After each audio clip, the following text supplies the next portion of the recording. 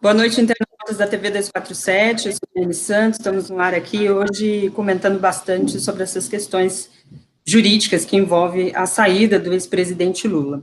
Um pouco mais cedo, nós conversamos com o jurista Aurélio Lopes Júnior, e agora nós vamos conversar com o Gabriel Sampaio, que é advogado especialista em Direito Processual Penal pela PUC aqui de São Paulo, e também é membro da Associação Brasileira de Juristas pela Democracia. Doutor Gabriel, muito obrigada por ter nos atendido. Eu que agradeço, uma honra poder falar com o canal e com todos os telespectadores e ouvintes. Legal.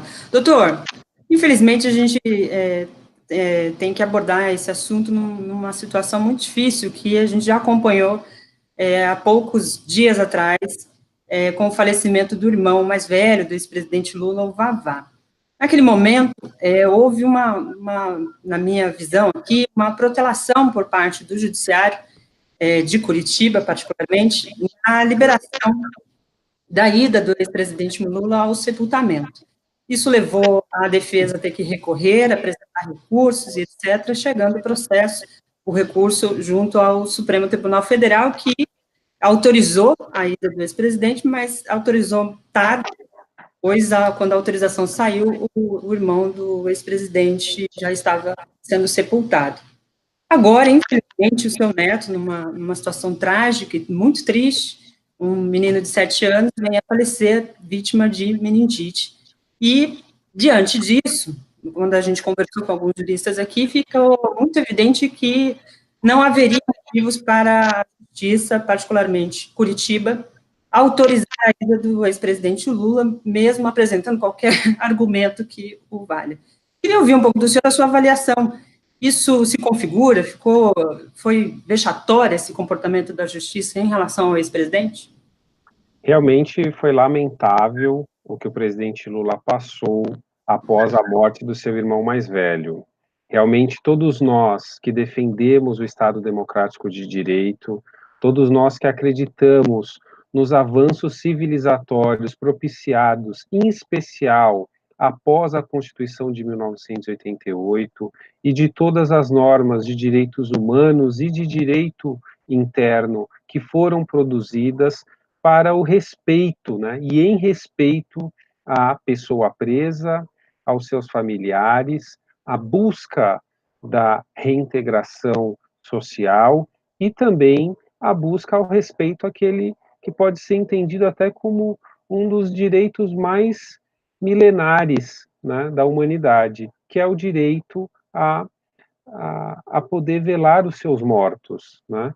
Podemos lembrar até da mitologia grega, numa mitologia bastante conhecida, né, como o caso de Antígona, e de entender que avanços civilizatórios propiciariam de forma muito evidente que o direito do presidente Lula deveria ter sido respeitado no caso da morte do irmão, seja por todas as normas que já citei, seja pela letra absoluta da Lei de Execuções Penais, que lhe dava a garantia sequer sem a necessidade de interpelar o judiciário. Então, já antes de ser interpelado o judiciário, a autoridade responsável pelo encarceramento do presidente Lula já falhou na interpretação da norma, já falhou na sua aplicação. Lamentável que o caso tivesse chegado a tantas cortes nacionais até que tivesse o desfecho que todos nós conhecemos. Então, realmente, o presidente Lula foi absolutamente prejudicado, como infelizmente tem sido ao longo da trajetória jurídica que ele tem vivido desde que se iniciaram as ações contra o presidente Lula. É algo a lamentar, é algo que independe da filiação político-partidária de qualquer pessoa para reconhecer, basta a simples interpretação jurídica do que tem acontecido com o presidente. É, de fato, algo a lamentar e, como você bem colocou, algo que nos parece casuístico.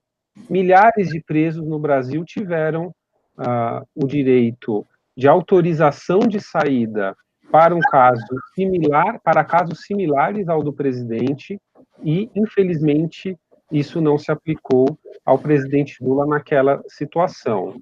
Nós sabemos, então, que agora, infelizmente, o presidente Lula vive, mais uma vez, uma situação desagradável. Aproveito, inclusive, para prestar a minha homenagem, o meu pesar para os familiares do Arthur, infelizmente falecido na data de hoje, e após a grande comoção, acredito, e já gerada com este falecimento, agora o sistema de justiça, então, nos parece, dará cumprimento às prerrogativas legais e constitucionais ao presidente Lula e à sua família, e em velar o menino Arthur, infelizmente falecido na data de hoje. Correto. Doutor, então, pela construção que você está fazendo, isso não se trata de uma regalia, se trata de um direito. E quando um direito é subjugado, é preciso fazer valer a lei, e se ela não se faz, como no caso anterior, há um prejuízo irreparável, né, no caso do ex-presidente Lula. O fato dele não ter podido ir ao enterro do seu irmão é uma coisa irreparável. Não se consegue reparar esse dano, né? Exato. É irreparável ao presidente, mas também é uma mácula à nossa democracia.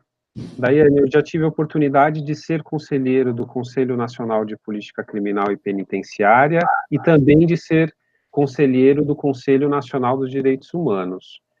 E não havia tido, ao longo dessa experiência, uma situação tão dramática em relação à ausência do cumprimento da lei por motivos que são bastante difíceis de serem sustentados ao tempo que nós estamos, não é?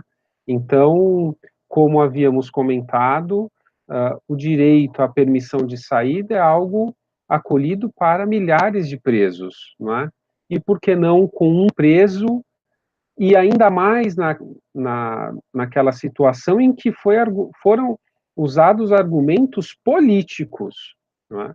Se nós retomarmos as justificativas dadas para a negativa ao exercício do direito do presidente Lula, naquela oportunidade, foram usados argumentos de natureza política, o que torna o caso, não um caso simplesmente corriqueiro, né? Um caso de uma violação pontual ao direito de uma pessoa presa, que também mereceria a nossa crítica, mas se alçou ali o tema para um tema ainda mais grave, para um grau ainda mais grave, ao se ter cerceado um direito do senhor ex-presidente da República por argumentos que fugiam à esfera jurídica e então passavam para o território da política e nesse território cerceando um direito fundamental. Correto.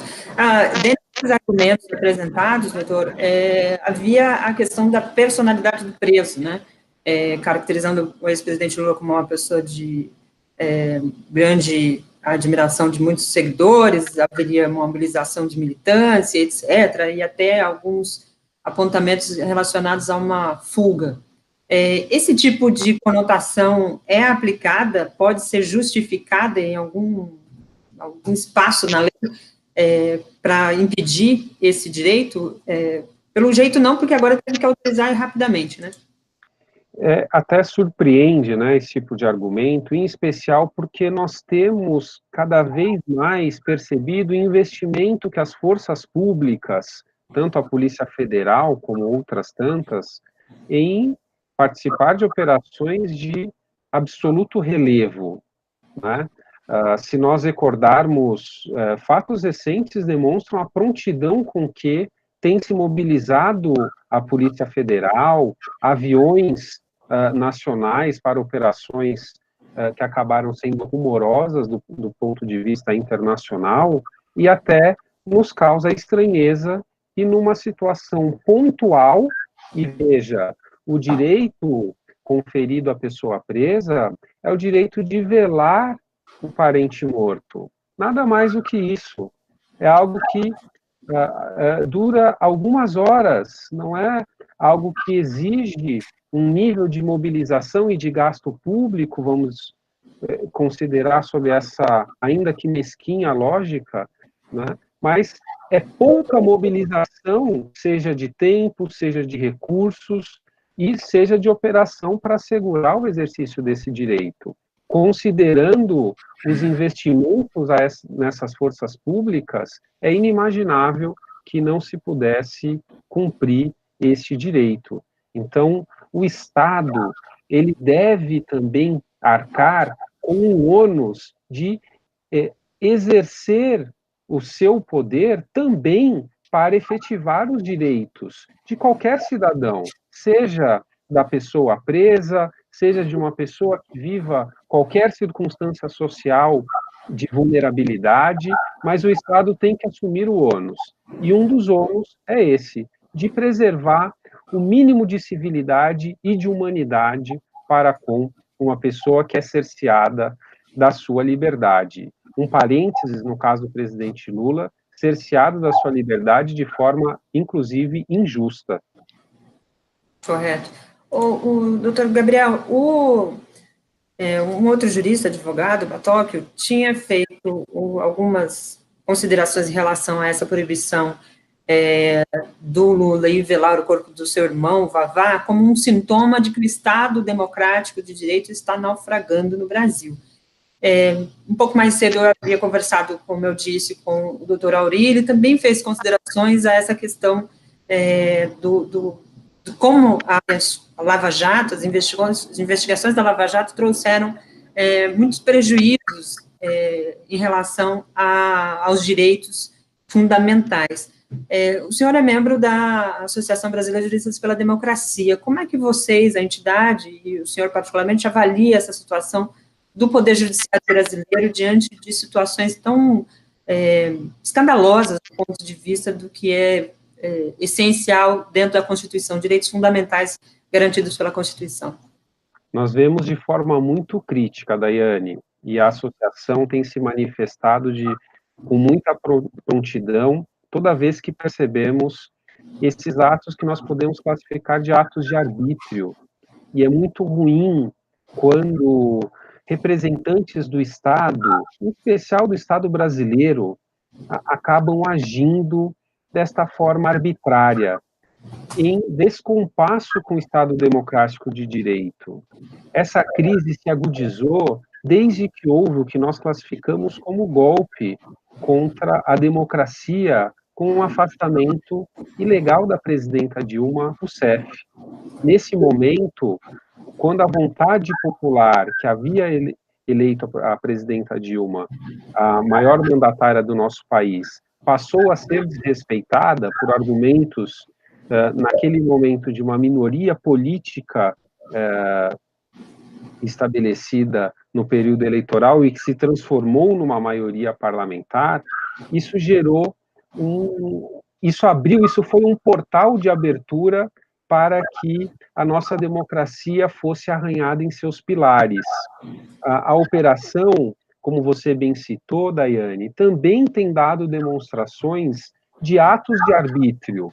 E um dos mais recentes, é impossível não mencionar, é a situação de que aquele juiz que condena o presidente Lula, numa decisão que foi criticada não simplesmente por aqueles que compõem a sua defesa, por aqueles juristas que têm afinidade política com o presidente Lula, mas por juristas internacionais, por juristas e acadêmicos com compromisso acadêmico e com compromisso com a democracia, e muitos deles filiados à nossa associação, que apontaram uma série de defeitos jurídicos na decisão que condenaram o presidente Lula.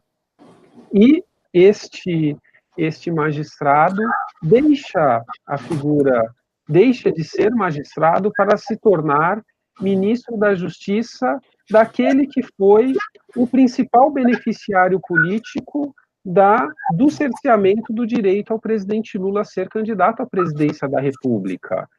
Sem tecer qualquer comentário pessoal, de cunho pessoal, ao então juiz e agora ministro, esse é um fato que realmente gera um mal-estar, gera uma situação desconfortável e, mais do que isso, coloca em dúvida do porquê o arbítrio foi tido de forma tão severa com o presidente Lula, no mesmo momento em que nós vemos uma série de situações ainda mais escandalosas ocorrendo no seio do Poder Executivo ou no seio de forças políticas que hoje comandam o país e que não recebem tratamento similar.